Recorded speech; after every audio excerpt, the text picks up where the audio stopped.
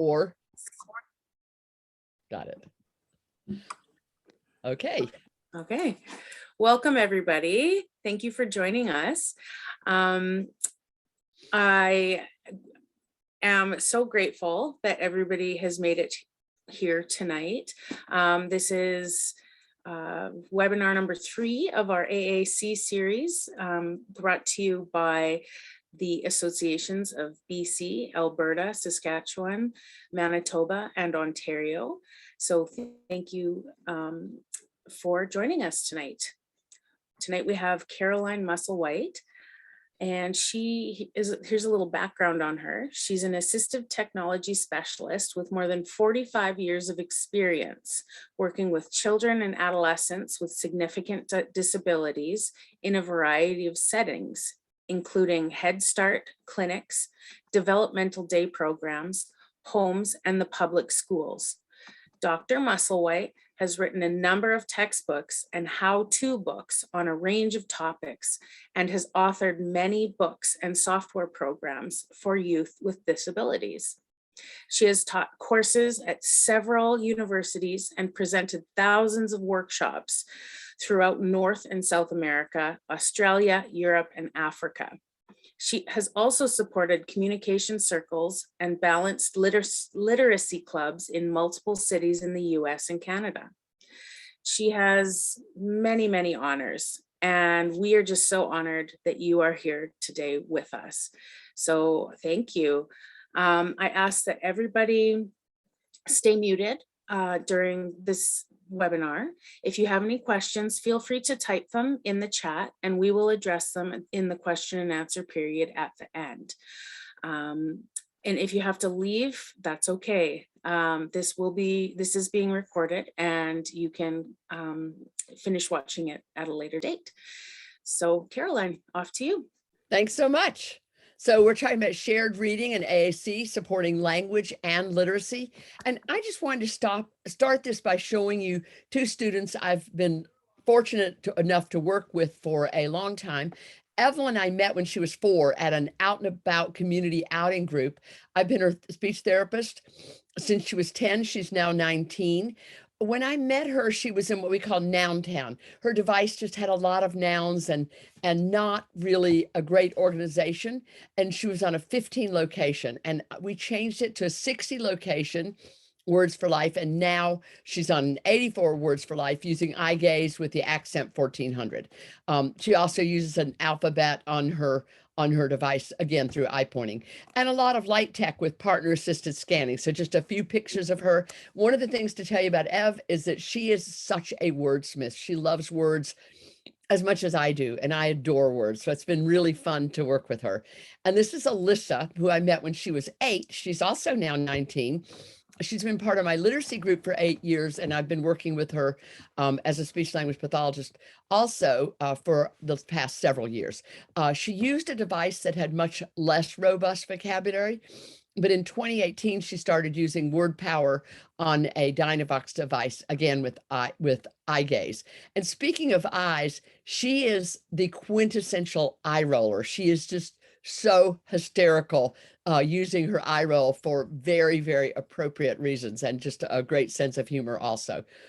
So shared reading, you probably know about this, but I'll just make sure it's that interaction that happens when a child and adult look at or read a book together. It's not reading to a child, that's important too, but it's reading together, and it's based on this home literacy activities, and it's now a major hallmark, major part of comprehensive literacy instruction. And there's a webinar I've done for that for the Angelman Foundation, and so you can just click on that, and it will take you to that page. You can find it.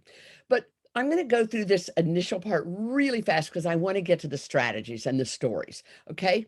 Shared reading supports language. It helps build our background knowledge. So if you read a book that about a penguin, what do you see? I see a whatever looking at me, or how a penguin sounds. You've just heard the word penguin. You have a little background knowledge. And then if you read an informational text about penguins, you already know a little bit about them. Shared reading helps teach how books work. The idea that we get meaning from print.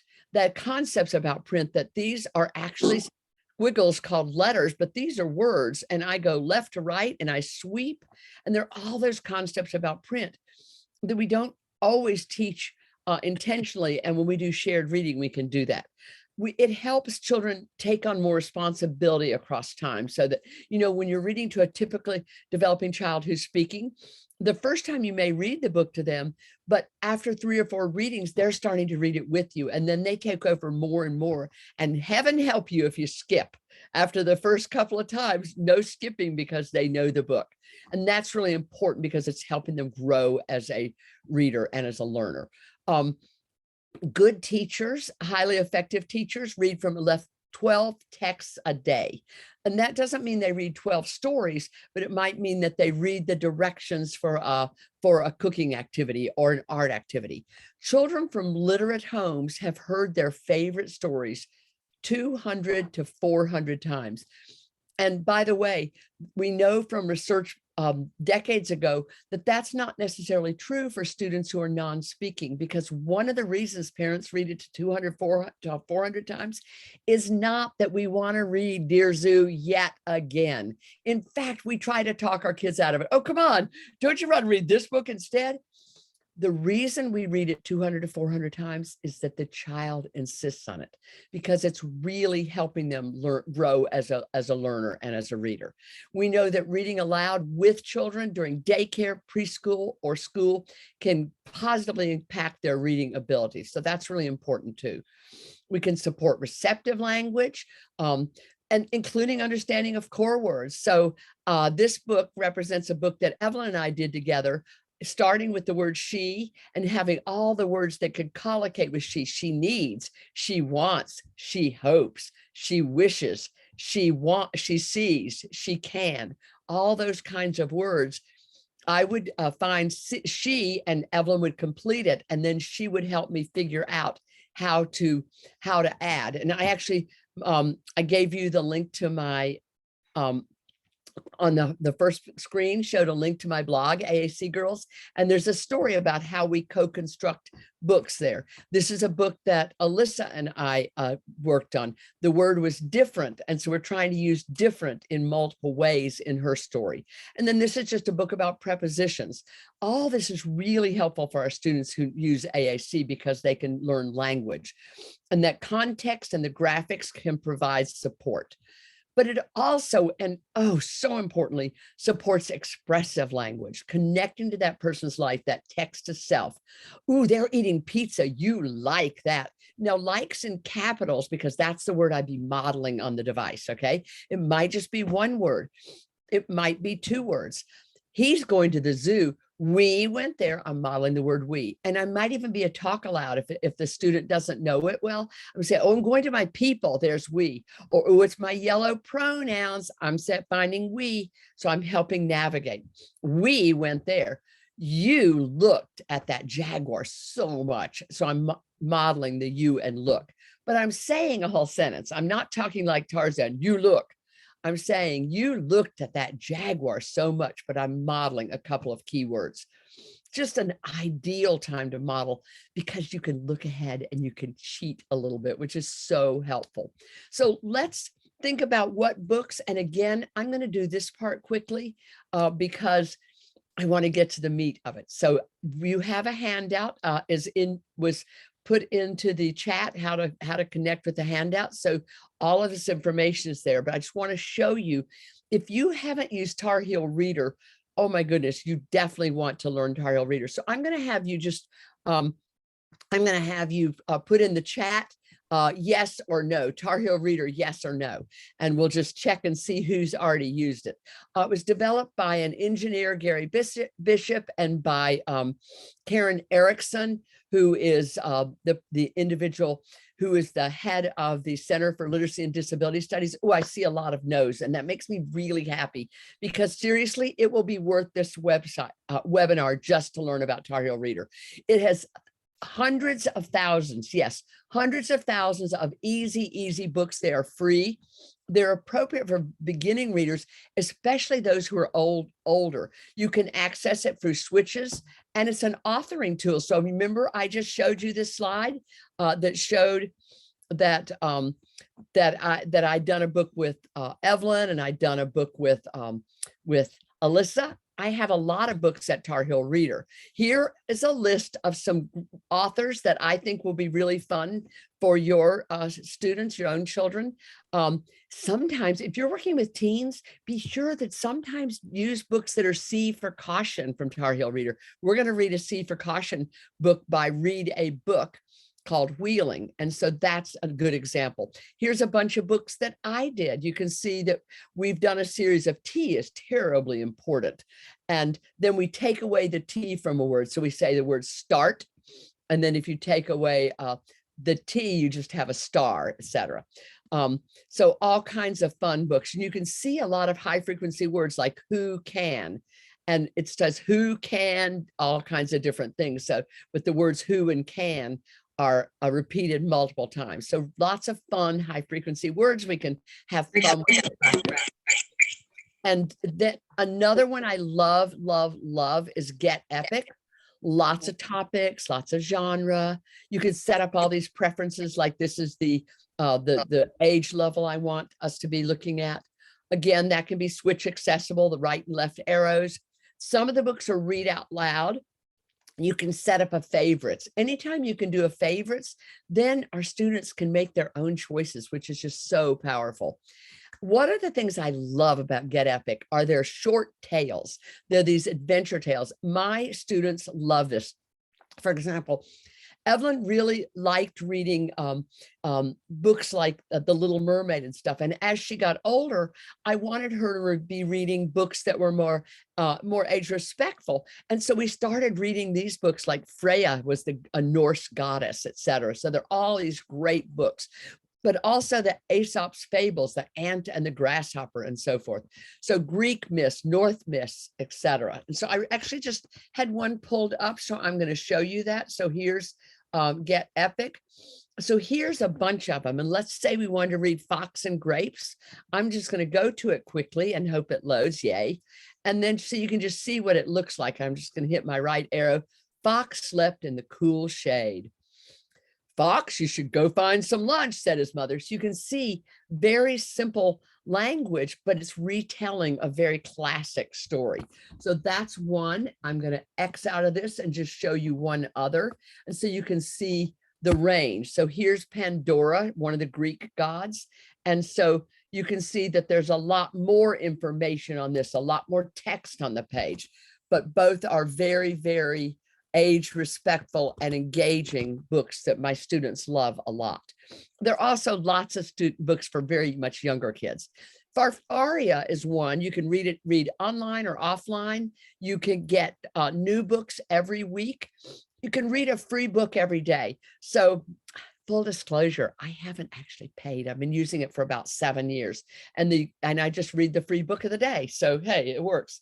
Let's go look at it real fast. I just pulled it up. So please, technology work.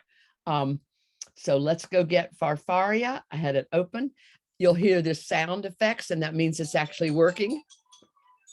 And I know some of my students are so excited when they hear that sound. So let's see what the free books today are. And they are a book about little Arthur Ashe, Alice Throws a Strike, and Jesse Owens. So they're combining Black History Month along with 3 really famous individuals. So I'm going to do little Alice Throws the Strike. Let's do the girls. So I'm going to click on Read It Now. And now I get to choose autoplay, where it would read it for me, play it, or read it myself. I typically, if I'm doing shared reading, I read it myself, and then I can read it. We can stop and talk. I can model, etc. So you can see that's just, it's a wonderful, wonderful series that we love. So let me get back to my slideshow. I'm using the Readtopia curriculum. It's a curriculum developed by Don Johnston Company. I need to be full disclosure, I'm one of the authors of this along with Dr. Karen Erickson, and it's now part of Building Wings, but it's a full curriculum. And this is an example of Sacagawea. I just wanted you to see the samples. So this is chapter 3 of Journey to the Center of the Earth. And you can see that the most simple level, level 1, has the title, and then we find the tunnel, we go in. So just super high frequency words, one sentence, that's it. Whereas on level 2, now we have a little bit more language. Look, there's the tunnel into the earth. Hans goes into the tunnel first. So a little longer sentences, and you might have 2 sentences in a box. On level 3, it's one text box with lots of language and lots of repetition of words. We used a long rope. We used a rope to go down. We went down into the earth, down to the center of the earth. So you can hear that repetition, but with variety. It's not totally predictable. The sentences are a little different. In level 4, we've got a couple of text boxes. We've got multiple lines in each text box. Now we're looking at transitional students who are starting to learn to read. Conventional has two. Here's conventional 5 and conventional 6. And you can see more information, etc. So those are examples from Readtopia. So now we're going to talk about not just what to read, but how to do it. And one of the strategies, you're going to pick one of these strategies to try right away. But this webinar is going to be available for you for several months. And so you can watch it again. Once you've mastered Strive for 5, you can say, okay, bring it on. What's next? So I'm going to show a lot of strategies. I'm suggesting pick one to try. What really resonates with you? And it might be Strive for 5, where you think of 5 words you could model for this activity. So in this case, a book. Think core, only one noun. So then the first part of Strive for 5 is 5 opportunities for your daughter to jump in, an open-ended question. So it's not a test. This is not like, okay, who was it who went to the tunnel first? No. It's an open-ended question like, oh my gosh, I wonder how they felt, or I wonder what they saw. Let's make some guesses. Just very open-ended, lots and lots and lots of right answers, okay? It might be a sentence starter like, oh, I bet they saw, pause. And we just have that expectant pause, which is often helpful for our students. And the third one is we're going to count 5, and I have Mississippis. So you might have 5 Manitobas or 5 Saskatchewans. So just the idea that you're really pausing for 5 seconds, because we think it's 5 seconds and it almost never is.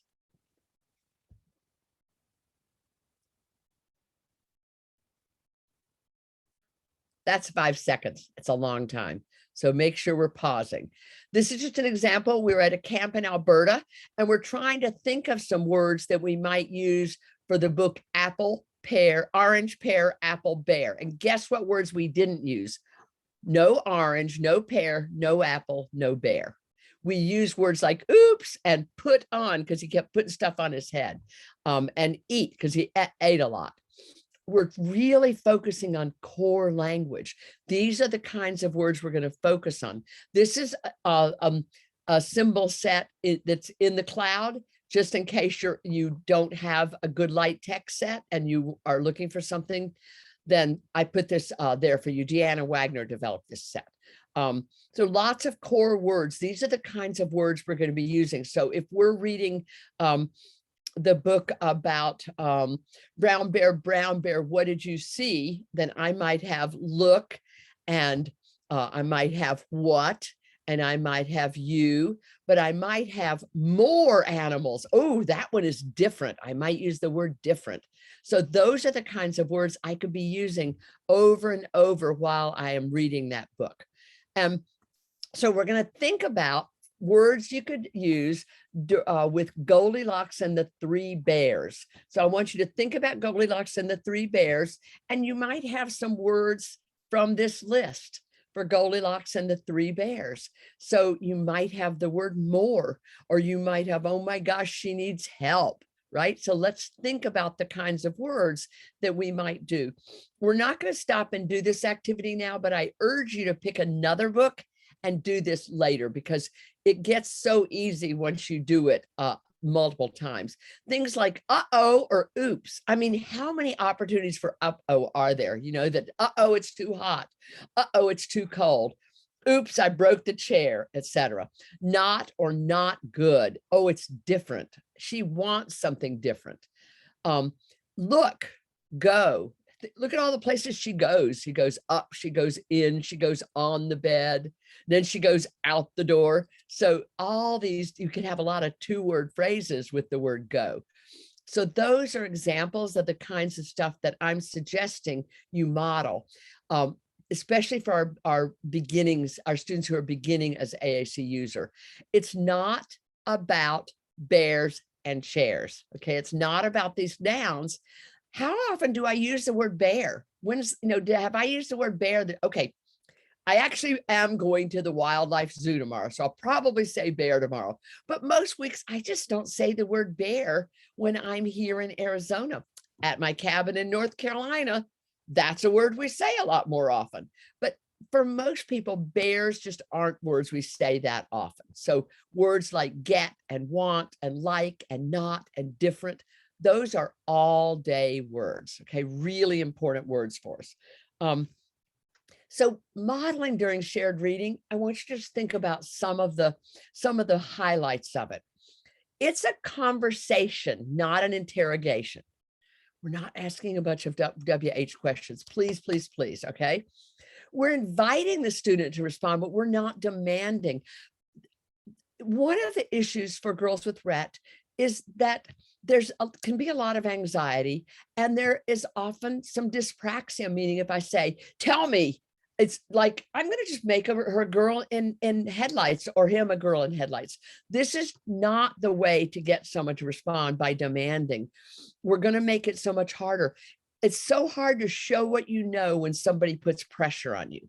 That is so true for everyone I've worked with who has Angelman syndrome, Pitt-Hopkins, or particularly with Rett. It's a real issue. So we've got to not do the pressure. That expect and pause can be helpful if we don't make it too stressful. Kate Ahern talks about the distracted pause, where I set up something where I know, I want you to do something, and then I pretend like I'm looking for something, or I make a note and I'm sort of acting distracted. I'm not doing this. That really helps sometimes. I accept all multimodal responses. If you smile, I accept that. I say, ooh, I saw you smile. I think you're telling me I like that. Oh, I saw you roll your eyes. I think you're telling me you might be saying you want something different, okay? I'm going to reflect that response. When I see you do something with a gesture, if an individual points to something, if they make a face, if they make a sound, I'm going to accept that as communication and then reflect it with a AAC. So again, I just want to say this: down with demands, up with invitations. Really important. In fact, I've had people put this, I've given you the link to it, and also to a post about it.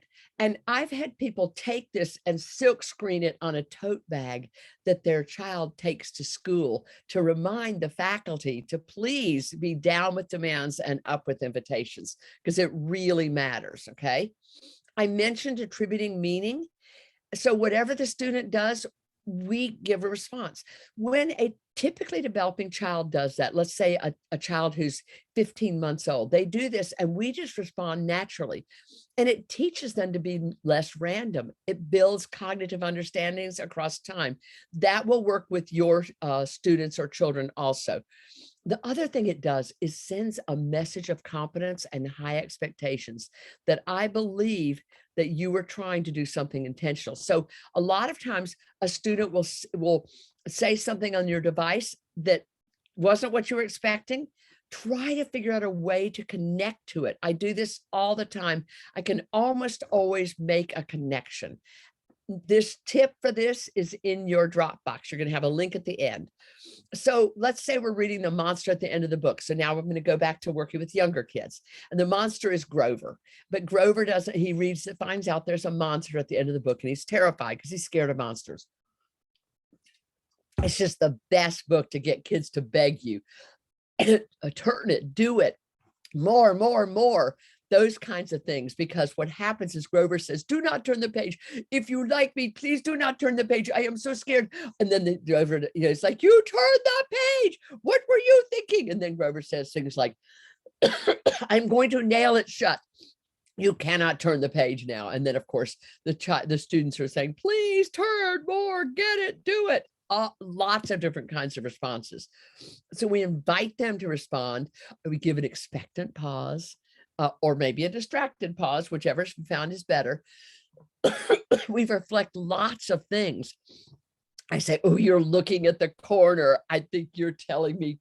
And then I'm going to go model it. At that point, I'm going to go get a device. So I will, for example, I'm going to show Evelyn's, and I'm going to say, oh, I think you're telling me turn. Or if the student's already doing a lot of one word, then I might be modeling 2 words. Turn it. Yeah, I think you told me turn it, that type of thing. So at home, I want you to try this. I want you to find another book and try thinking about how you can invite, how you can be expectant, etc. And here's another one. The page is about smelling a sock. So I want you to practice. How would you invite? How would you do that expectant pause? How is that going to work for your child or your student? If the student laughs, what are you going to do to let them know you heard them? And how are you going to respond by using their communication device and modeling? We want to grow your practice over time. We want to not be in a hurry to try all these new things. So another thing you can do, very research supported. And when I do a longer webinar, I share the research, but just believe me, there's tons of research supporting this strategy. The commenting, asking for participation, and respond by adding more is a wonderful strategy. I have been using this for at least a decade, and it works so well. So I'm going to talk to you first just about comment, because we're going to add the layer of commenting. We're going to comment on the text or on what the student is doing. So, oh, yuck, or ooh, a dinosaur. I'm going to make a comment about it, okay? And then I'm going to wait at least 5 seconds. Now, some students, I'm going to wait 25 seconds, okay? You're going to know what's the sweet spot. If you wait too short, they don't get a chance. If you wait too long, they lose interest and you lose their attention, okay? So there's that sweet spot. So let's look at this commenting part. So shared reading is such a great time to comment. We can model comments, and the model comments I was talking about some earlier, like good or like, or not good, not like. We could also model comments on their AAC devices. Depending on the device, sometimes called the social page. It might be called the opinion page, the interjection page, the chat page, all kinds of things. You might have positive comments. So think about things that we all do this. Somebody tells you that they, oh my gosh, I finally went back to a movie theater, or I'm going to I got to see my grandchildren for the first time in forever. And you're going to make a comment. You're going to say things like, wow, or fantastic, or oh, that's great. We all use positive comments and we all use negative comments, okay? I have a few examples down here.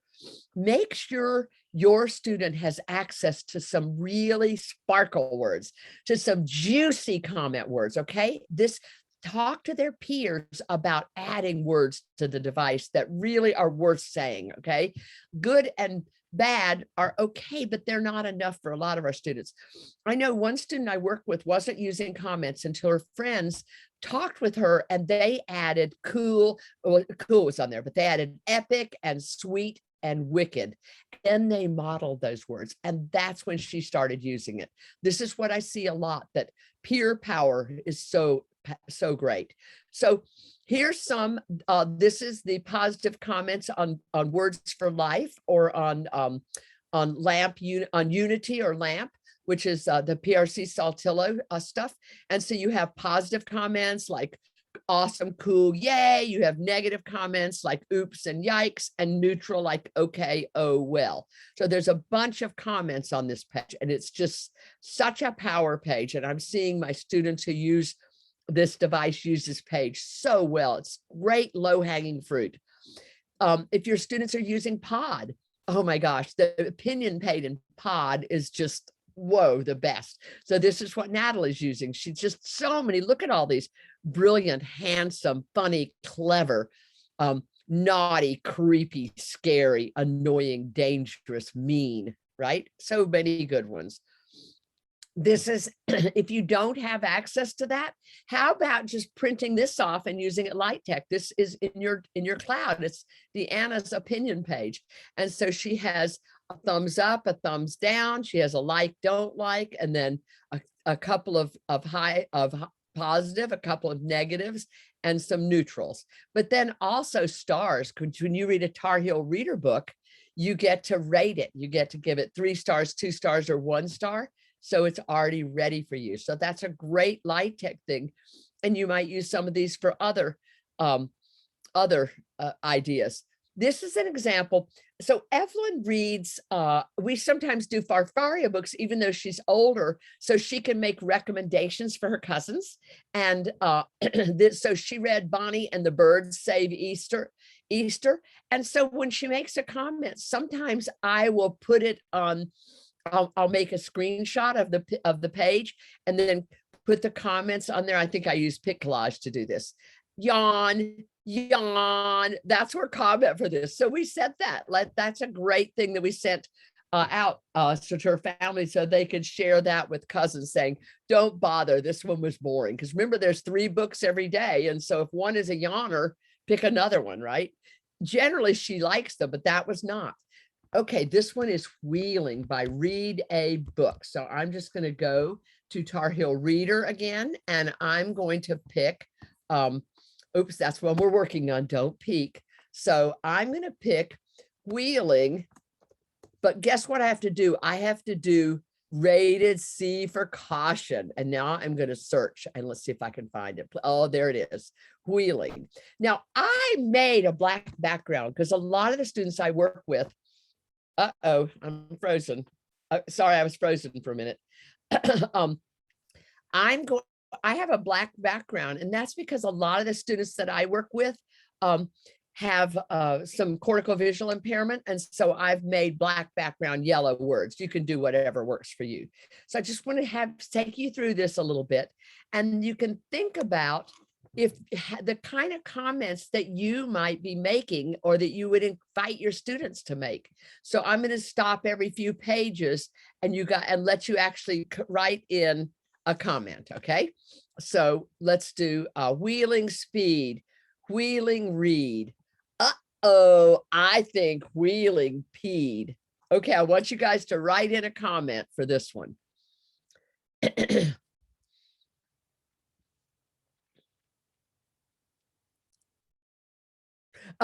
Gross or LOL. Those are perfect. Exactly. Oh no. Exactly. But now so you guys are using negative comments. Does anybody, ew, right.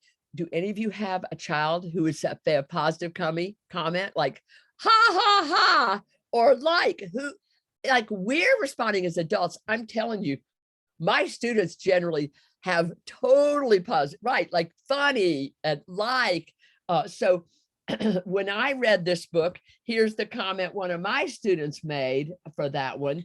They said, oh, sorry, they said, awesome, right? They thought it was so funny. Okay, so that's just an example. I'm going to take you through a couple more pages of Tar Heel Reader.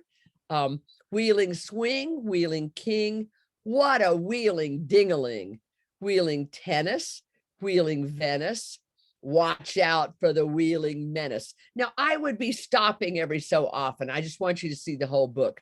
Wheeling Fight, Wheeling Kite, Wheeling Absolute Delight. Does anybody have a comment for that one?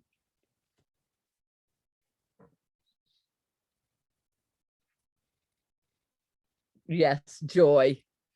Awesome, exactly. And so you'll be modeling on their devices really good words like fun, right? So those are just rad. Love it. So happy. Exactly. These are the kinds of things we'd be modeling. I'm going to go through quickly because I want to take you to the end to see what a great book. Some of you might just love this with your own children. Wheeling goat, wheeling boat, wheeling past the castle moat, wheeling prayer, wheeling stare. When I stopped on this one, I was doing this with an adult group and they were like, look out, be careful. Uh-oh, he needs help. I mean, just so fun. Look out, it's a wheeling scare.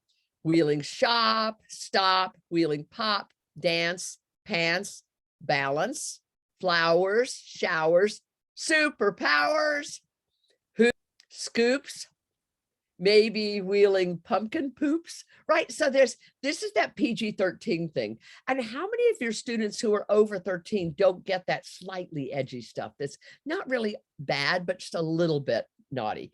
Wheeling here, wheeling there, wheeling almost everywhere. Who would dare? Being fair, think we're confined to a wheelchair. So I'm going to rate this book. You all tell me, how many stars should I give it?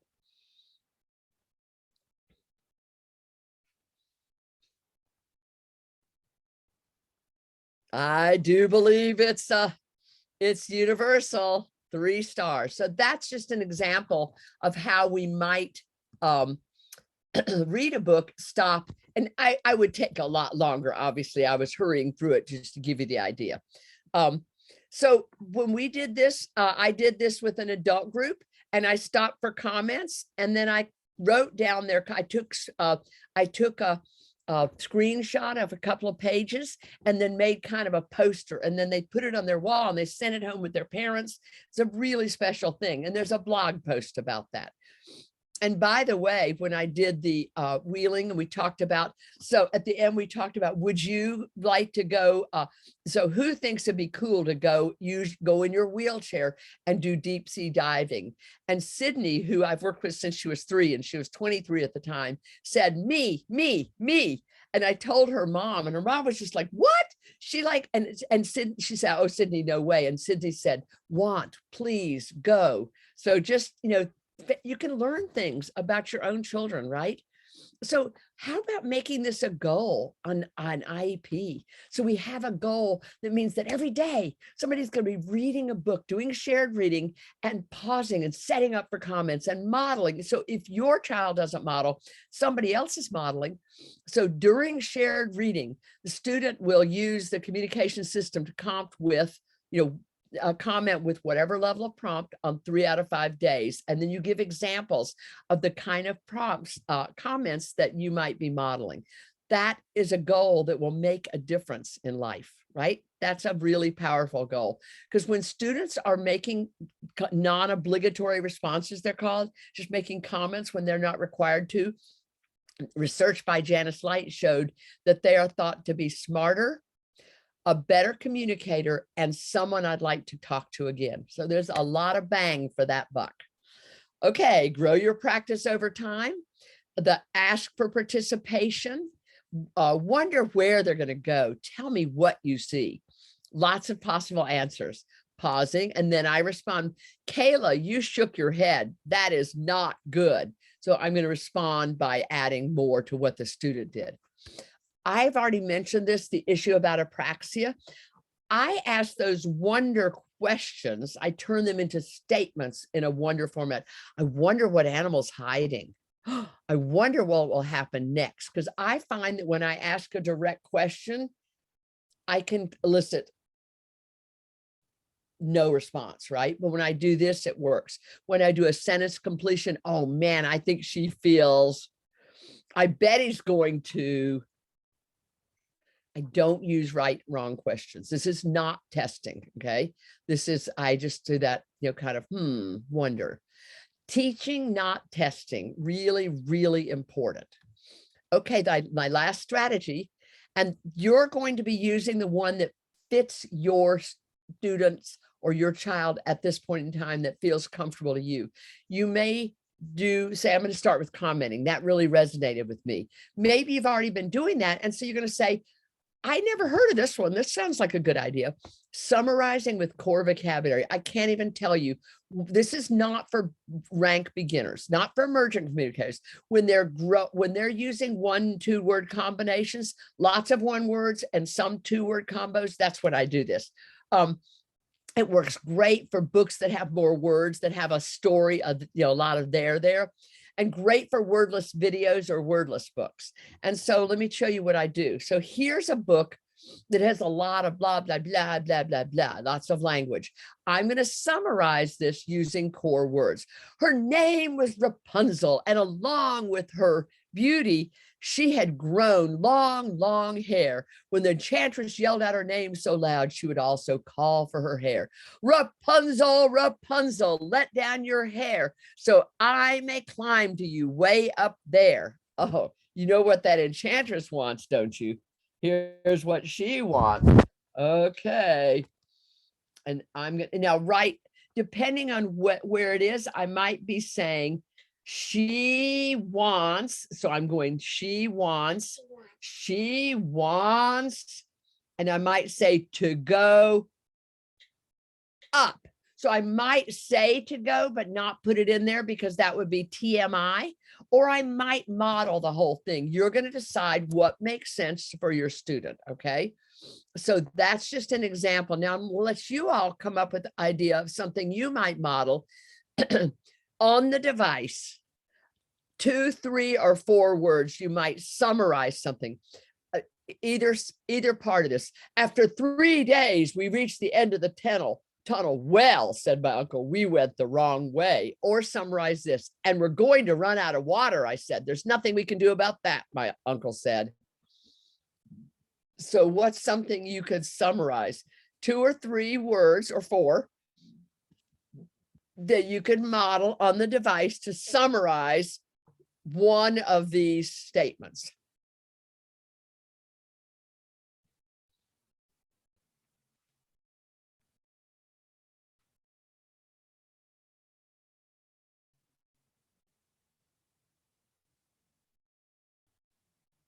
This is a little harder. You have to sort of think about it. That's why I'm saying this is a deeper layer. But while you're thinking about that, I just want to tell you, I absolutely see this unbelievably successful. I'll give you an example. I had modeled in different stories the word cute. I'd probably modeled it about 15 and go back. Good one, Allison. 3-day go. Yes. Drink now, please. Oh no, we need a drink. These are great. You guys are totally nailing it. So I had modeled the word cute many times during shared reading. And one day, a baby came into, and I'd also modeled using the word, using the ending Y, like cute. I hadn't modeled cutie, but I'd modeled other words with the ending Y. A baby who's now 5, so this was when Evelyn was 14, baby Chloe came to literacy group for the very first time, or art group or something, and Evelyn said cutie, right? She'd never used it before. The first time she used it was bam, appropriate.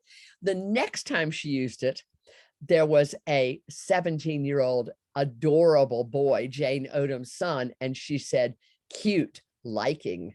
Right? So she's totally understood it. She'd never used it until she needed it. And then she owned it, and she uses it anytime she needs it. They need water. Think now, please. These are just great. You guys are totally getting this. There's a tip for that, and it's in your Dropbox. Okay. I'm just going to give you an example. So this is one that I was reading with Alyssa shortly after she had gotten her device that had robust language on it.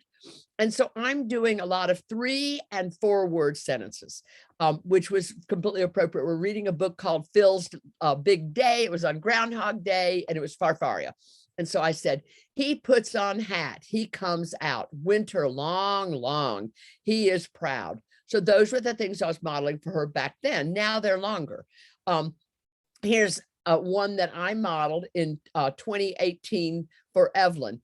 He puts on his top hat. He didn't see his shadow. Spring will come early. So you can see lots of words, not just core words, way past that, because she's using lots and lots of core words. So, but look, a year earlier, what I had been modeling. This is how it progressed in 1 year. So we were comparing horse and human babies. They are big, they are little, they can't stand, they need mom, they like to drink, they are so cute. There's one of my cute models, one of the probably about 15 before she started using it. Really, really power strategy. Cannot tell you how much I recommend it. So I'm just going to show you a couple of other goals for shared reading. You could ask them, have them use a communication device to make requests or protests during shared reading. Like, let me, want that, turn it, go, help me, want more. So I'm seeing that all the time with my students. They're saying more, adventure, they're like wanting me to read an adventure book. Or protesting, like, I don't like this book. Stop that. I want something different. That's a really power thing too. I don't do a lot of question asking and testing, but I encourage my students to ask me questions. And that has been so exciting to see that coming back. So just last week, we were reading a book and I started getting the why and the how questions. I've been getting the what and the where and the who questions, but with some of my students, I hadn't been getting so many of the why and the how, and that was so exciting. So during shared reading, the student will use their system to ask a question with a certain amount of prompt on 3 out of 5 days. It could just be the word who, it could be who that, who is that, who is he, who is she, where, or where go, or where she go. What is that? What is it? So just all kinds of questions that we can be modeling and having the students be asking us. Last idea is mining from literature. One of the things we do is choose some possible words that, this is for students who already have lots of language on their device, okay? And they're already using a lot of words, and we want them to have more power words that are important to them.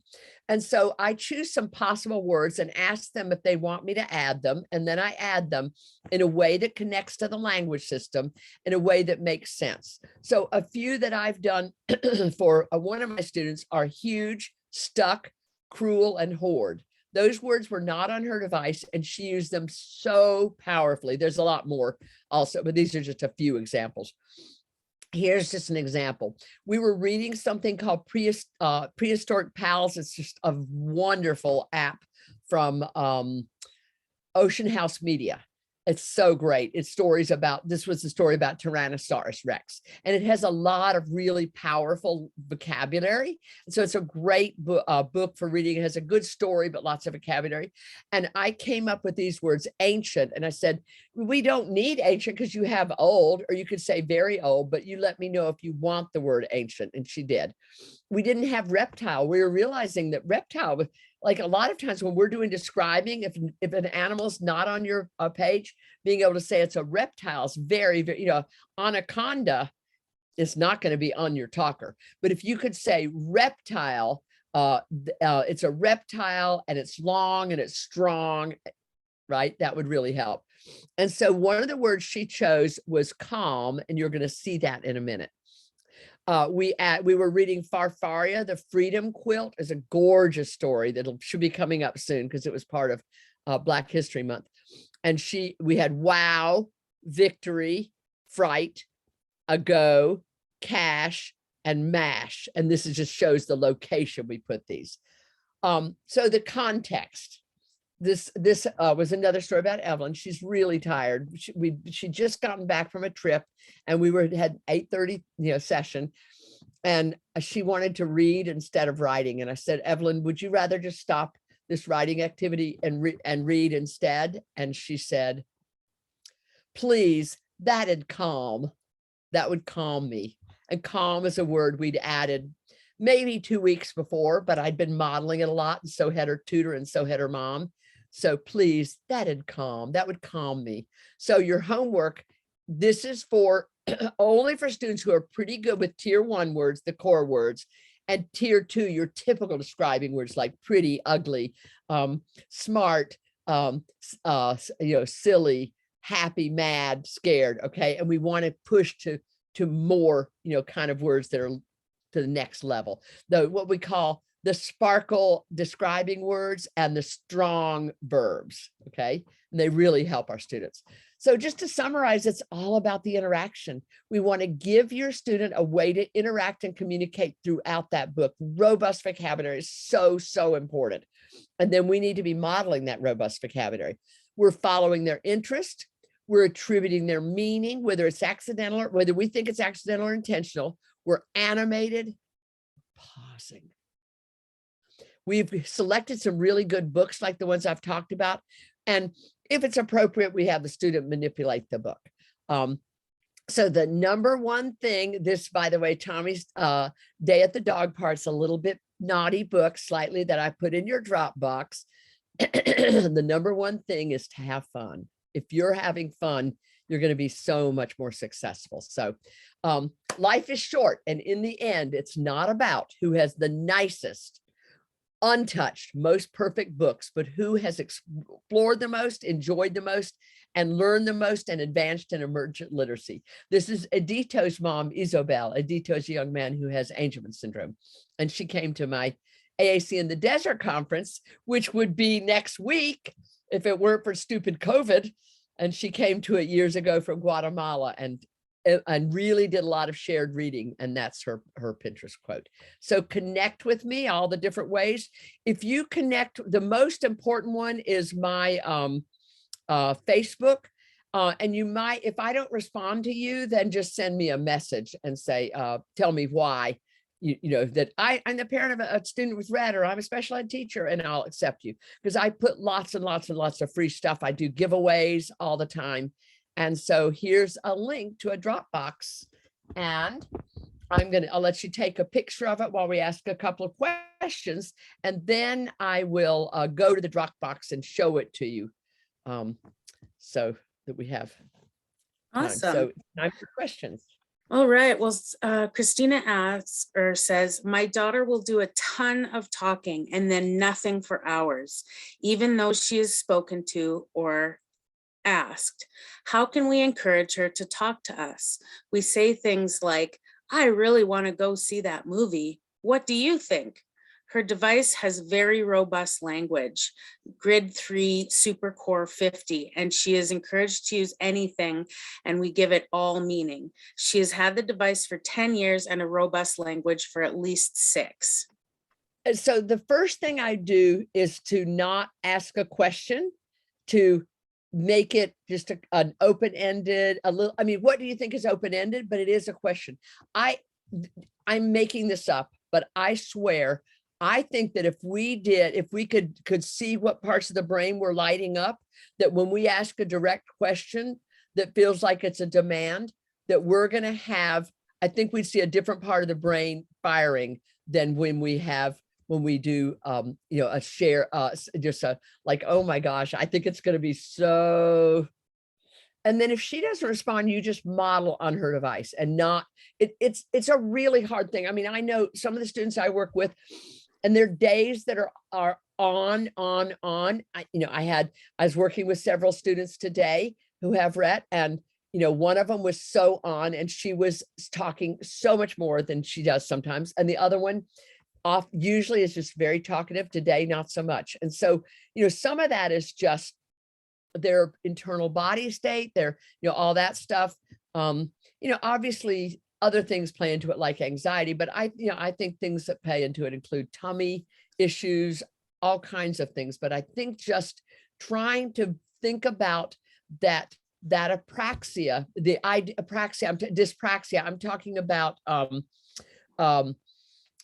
dyspraxia is when you say,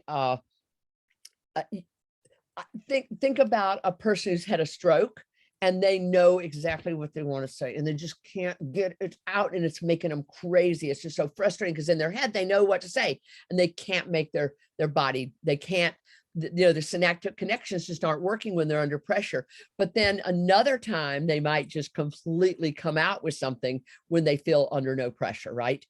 So the website for somebody asked me the website for Readtopia, and it's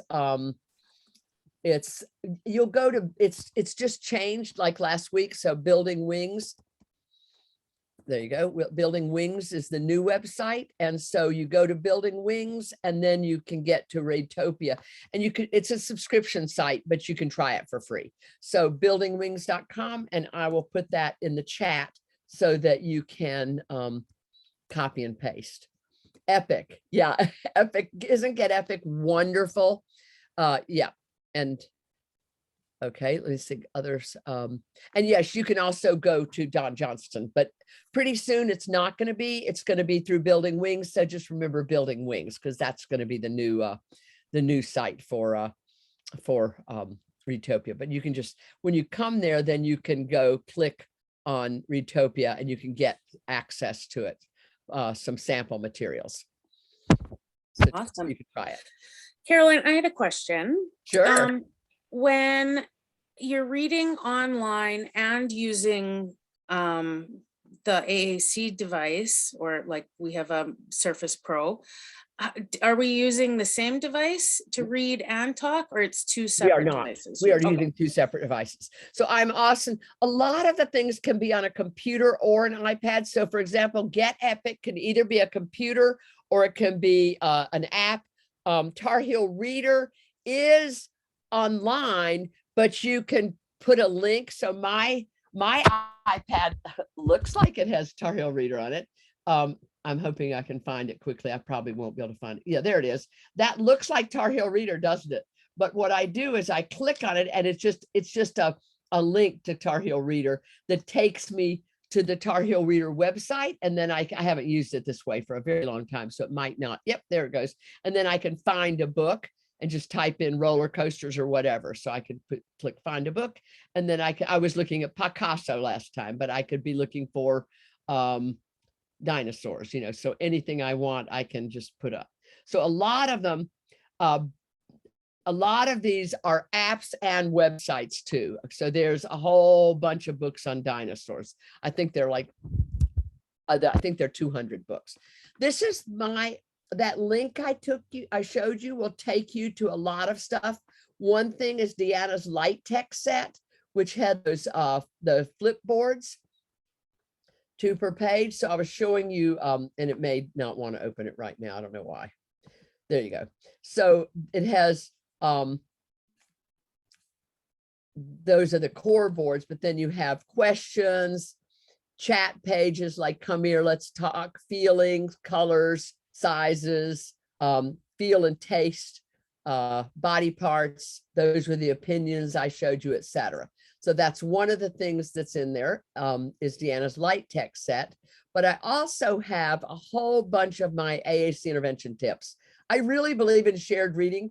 So there's a lot of tips for shared reading. But the ones I shared with you today were Strive for 5, story retelling with core, and a tribute meaning. So those were the ones I shared with you today. The other things that are in this are, there's a few sample books. It's very slow right now, but shared reading in AAC. Okay, here you go. Books for shared reading. So I've also got a few fun books in there. Okay. Any other questions?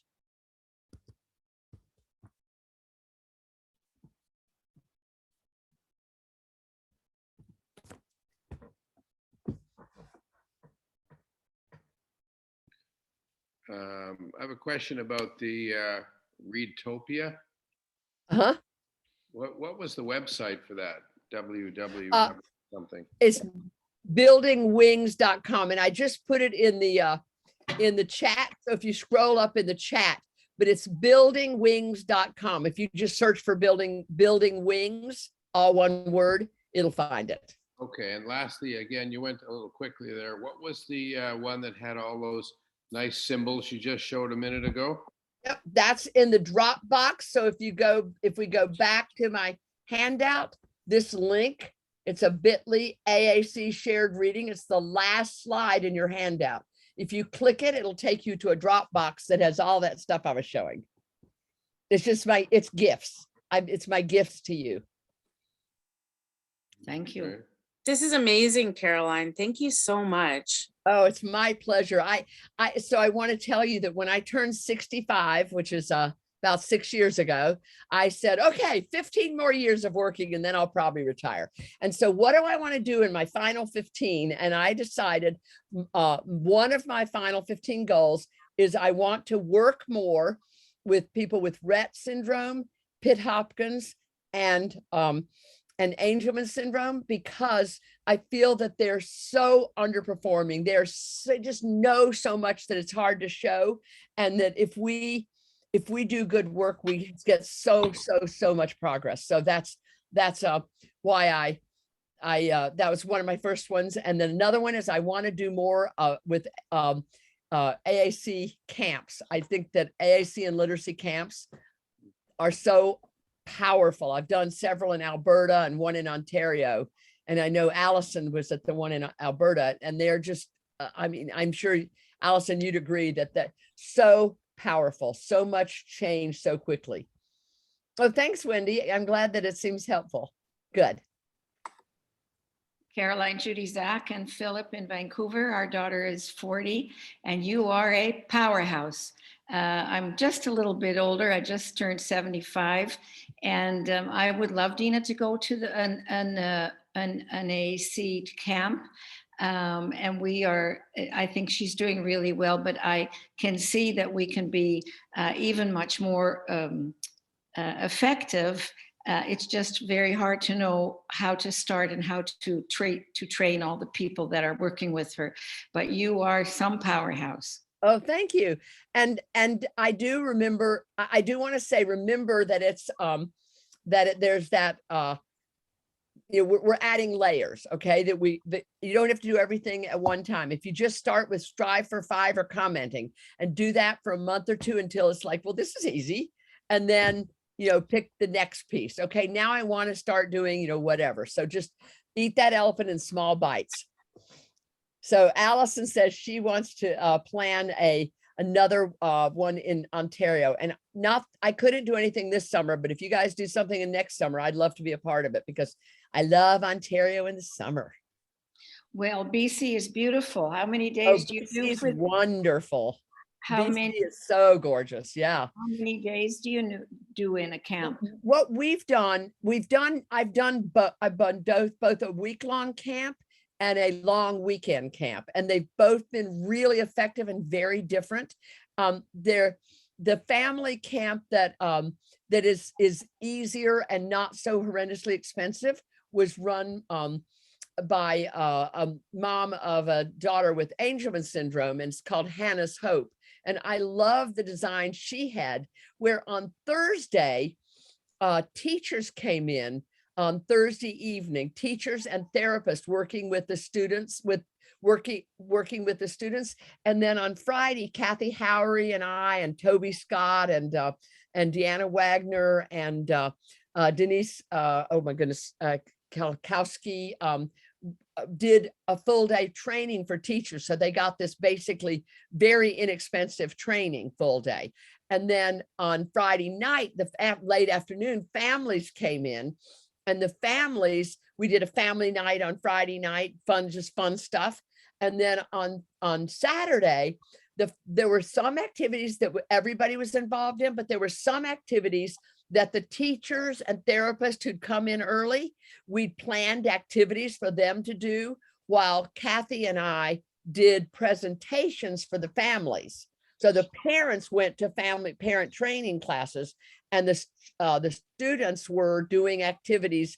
And then we also had activities everybody did. It was just an amazing design. And we're hoping to do something called, that was one of my top 5 too, was AAC and literacy camps. And the idea was that we would, that we want to do camp in a box and sort of write up all the stuff we did so that other people could do it more easily. That's on my short list too. We're trying to get a grant to help us spend the time to do it, because it'll be a lot of work to write it up, but I'm hoping we can find a grant somewhere. And do you know of Susan Norwell? Of course. Susan's awesome. She's amazing. Yeah, we started with most of this through I can't remember the name in the States, but we're where the boss is here. I can't think of her name now. What's her name? Who? Christinia. We're in Vancouver. Okay.